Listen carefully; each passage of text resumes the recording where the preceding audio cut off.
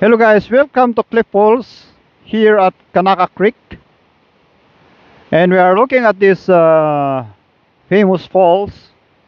Look at that, it's cascading at these solid rocks. Over there it looks like a miniature replica of the Niagara Falls.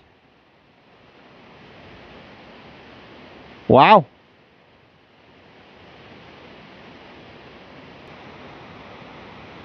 So we are going to take a photograph of this falls.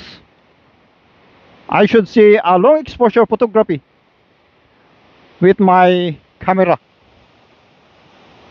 So basically this is how it normally looks like, but with long exposure photography it's going to smooth out the water. Let's go ahead and do that.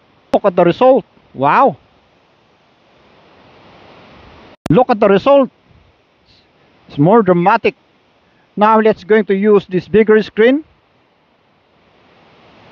Wow. What do you think, guys? If you have any comment, please put it below and let's talk about this. Look at that. Smooth. The water is so dramatic. This is the power of long exposure photography.